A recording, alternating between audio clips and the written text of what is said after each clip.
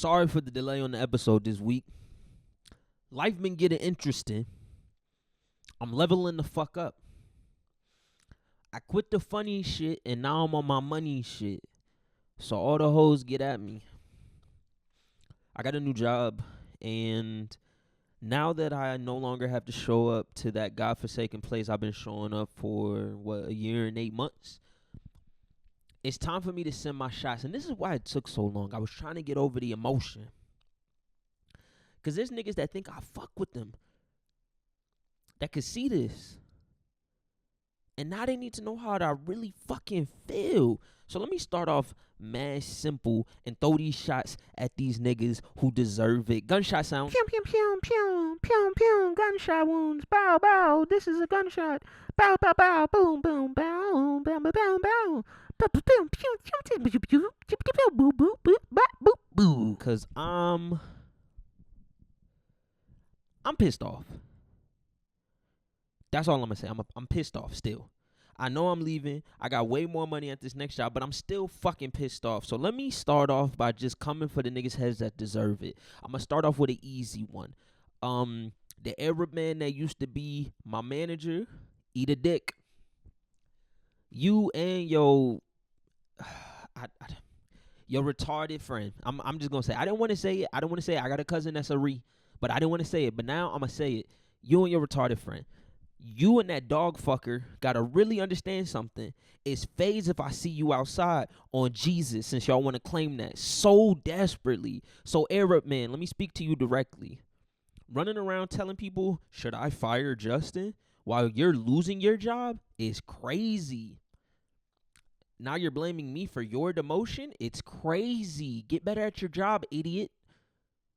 So I worked in IT where I felt like it was going to be cool and calm and copacetic. And let me tell you something. Static didn't really come for me until I did something. So maybe it's karma. But I'll say this. I got the job that I recently was working at from a friend. That friend, we ended up falling out within our relationship while at this job. I tried to go fuck his ex-girlfriend. Check the first episode for the deets. Check the second episode for more deets on how the deets turned into other deets. All that being said, Buddy left and came back. And I don't know, maybe that energy alone just swifted how Mr. Arab Man chose to speak to me. Now, me and Mr. Arab Man, I thought got along. He was my manager, but he wasn't a great manager. So, we had like a joking, jovial relationship. It felt cool. Nothing crazy. I never did anything malicious to him. I never really was talking shit. They critiqued us a lot and blamed him, and they was right. I didn't defend him. You're right. But then I did one time. I walked into the office of our director, who I'm going to speak on later because he a bitch. A whole big bitch. All 640 pounds of a bitch.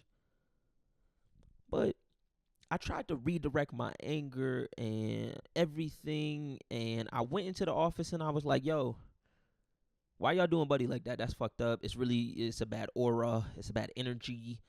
All the while, you over here talking and just chatting to people I fuck with in the office. So shout out my peoples for informing me of said lies that were being spread on me.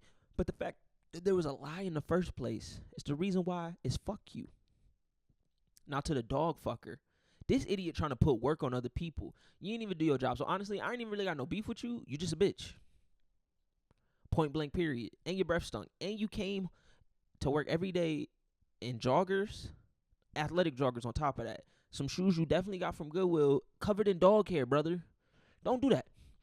Don't do that. You literally stunk. You smelled like piss. There was another nigga there that smelled like piss too, but Buddy just stunk. And he had a fiance. We was all confused.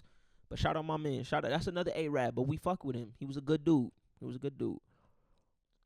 So now that I'm done with Mr. Arab, actually, let me say one more thing about Mr. Arab, and this is why it's real static with me. He said one time to another associate that he doesn't deal with discrimination in the workplace because he's white passing. Now, if I'm identifying you as Mr. Arab, you clearly look like an Arab. And last time I checked, jihadists don't pass for white people. Now, I'm not trying to be racist or racial or discriminatory, but all I'm saying is You ain't white passing. Stop trying to be around them crackers. They don't give a fuck about you. Just because your wife is white and you got a year worth of marriage and you already in marriage counseling, don't mean these white people accept you. The same reason why you probably in that marriage counseling is because a father doesn't like you. Grow the fuck up. And if you see me outside, it's fades. Speaking of fades, we're going to move on to this next person. Now, this next person, it really hurt my heart because I was being very nice and, you know, just cordial with this person. I wouldn't say there was a friendship, but I followed her on Instagram. We was cool. But Smooth, I'm going to hit at you with this, right? Why the fuck is you parading the fact that a 17-year-old intern that came into the office from a program that you joined, I'm over here having an inappropriate relationship with her? What the fuck are you talking about? Now, let me give y'all context, because this is where it really was almost phased for me, and I should have quit back then. There was an intern, like I said, from a program that helped incarcerated or kids of incarcerated parents have opportunities that they would have never had. It's a great organization. We had 2 interns come in, both high school age girls. They come in and they shadow us for like 3-4 weeks. And it wasn't just my department, it was other departments. And they only spent 1 day with me. But from the jump, I clocked that shorty just kept staring at our whole group. And I peeped, my other coworkers peeped, we all peeped. So it was cool, right? We was kind of like, yeah, that's kind of weird. I don't know what she on. So then one day, I'm sitting at my desk. They had to shadow our department. We in there. I'm like, cool. Girl is silent, not really saying shit. She had this other girl with her that was her friend. She had tattoos all over her hand. I'm conversating with her. I'm showing them my job. They're supposed to shadow me. It ain't nothing crazy. I spent 15 minutes with these people. Then I passed them off to my manager, the Arab, former manager, the Arab, and another coworker, and I went about my day not thinking much of it. See, in my head, of course that little girl is staring. I don't know, she could be beefing with niggas. You said kids of incarcerated parents. I don't know what the fuck. This bitch probably your blood. I don't know what the fuck going on. So I'm not thinking much of it because that's just not where my head goes. Because you know what? I'm a rational fucking adult. But all the while, apparently, little shorty kept saying, oh, Justin, my work husband. Mind you, I ain't said not nan thing to this girl. Ever. Except for that time. But the whole time this thing was going on. Now, instead of somebody addressing me directly or pulling me to the side like, hey, this thing is going on, they chit-chatting in the background about it. So then the last day of these kids being there, they had a presentation and they invited everybody that was within the groups to the thing. Now, mind you, I'm none the wiser on the fact that this girl is over here parading me as her work husband. Don't know what the fuck? I'm fucking 24. I'm not looking at no fucking 17-year-old. You got me fucked up. But see, I'm going to call her Frogneck. That's the girl that was running her mouth. Miss Frogneck had the audacity to kind of run with this story and just tell everybody up in HR as if it's a fucking joke. Last time I checked, I don't joke about my fucking freedom. I love being outside. I do not want to be in jail for some bullshit. So, and her daddy might be in jail, so that nigga gonna kill me. What the fuck is your problem? You think that shit's sweet? And of course, do I need to say that this girl was not black? No, she was white. She was fucking white. And not the little girl. I'm talking about the girl that I worked with. The other one was a little biracial. Of course, I said kids of incarcerated parents. We all know one of them had to be black. Lo and behold, the teenage girl is leaving on her last day. And she walks past my desk and she says, bye, work husband, as I was helping out somebody who was there. So I ran to HR and was like, yo, I failed to mention that. I did catch wind the day before that last day that certain things were being said to me. So I went to my HR BP and was like, listen, I don't know what the fuck is being said. I ain't never did nothing. I ain't talked to this person. I'm cool. Like, are we good? And she was like, yeah, don't even worry about it. And I had a black lady. You feel me? My peoples. So she was like, yeah, that's some weird shit. We ain't even looking at that. Like, I got you. Don't even worry about it. I'll put it on papers if you need it. And I was like, cool. So then when she said that, when she crossed my desk on her last day, I ran to HR. And I was like, listen, this just happened in front of somebody. I don't feel comfortable. I want to address it now because this is some weird shit. And guess what happened? Little Frogneck gonna chirp in, even though she wasn't even a part of the conversation. But she peeped. And she gonna talk about Justin. It's not that big of a deal. Or it's not that serious. Look, Frogneck. And then she gonna tell everybody else years later, or a year later now, same shit. So it's like, you know what it is, Frogneck? Fuck you. Simple and plain. Fuck you, weirdo.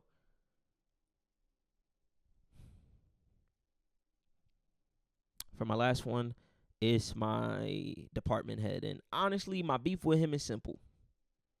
Keep my name out your mouth.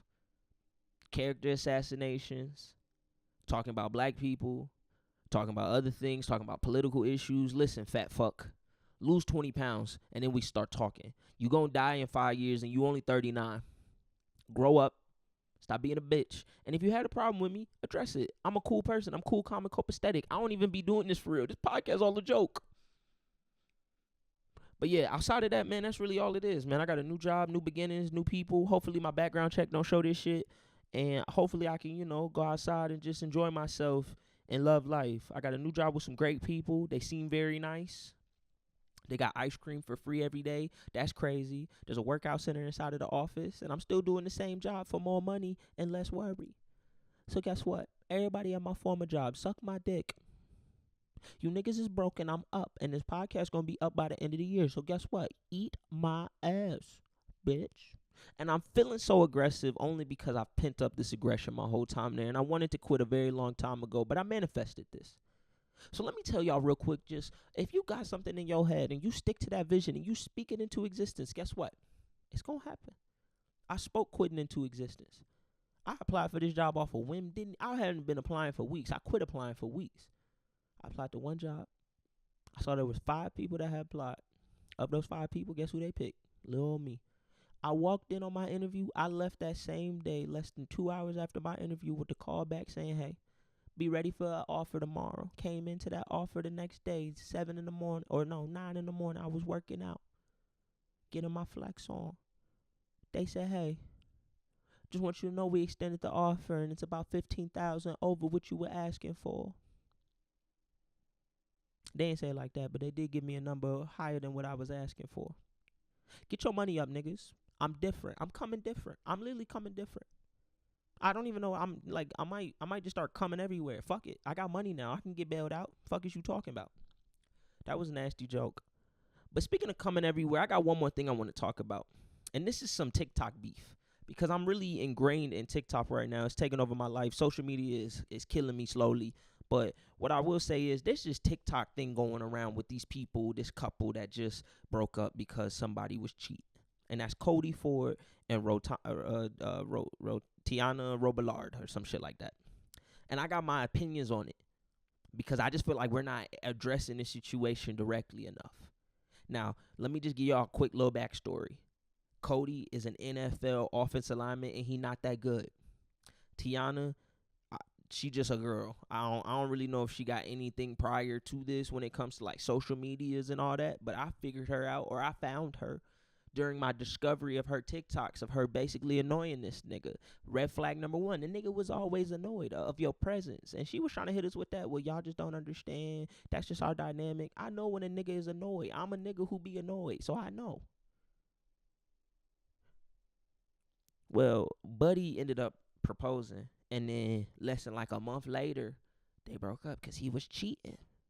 They say he was caught outside. And then now all these TikToks coming out, and now there's a discourse. Now here's what I'm going to say to this. This is what I want to get my 2 cents real quick. And this, of course, I don't need to get my 2 cents, but I'm going to get my 2 cents.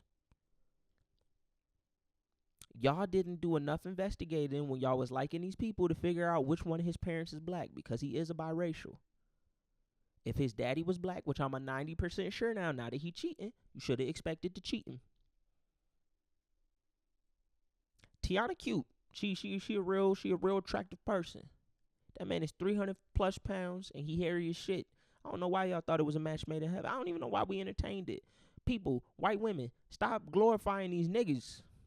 Leave us alone. Leave us for the Hispanic and black women. All my black women, I love y'all because we don't cheat on y'all. But these white women, stop having these high expectations for niggas. If his daddy a nigga, he a nigga. If his mom a nigga, then he's not a nigga. But if his daddy is a nigga, he is a nigga. Know that. So guess what? Take y'all L collectively and let's just move on. Let's move past it. And the only reason why I'm saying that is because I'm Team Tiana and I'm trying to see her get her little freaky on out of she free.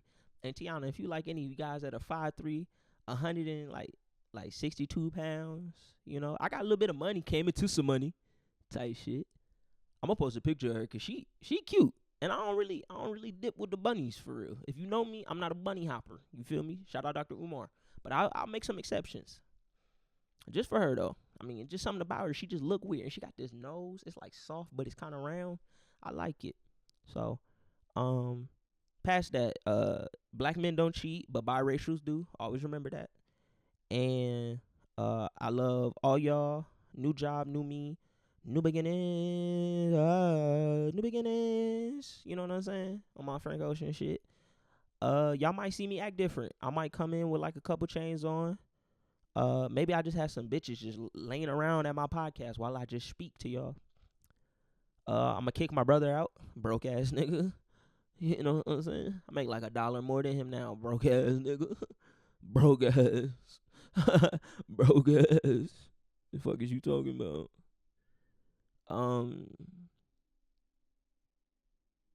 That's all I had to say today. This has been a Really Bad People podcast. More episodes coming soon. Thank you for the wait. I love y'all.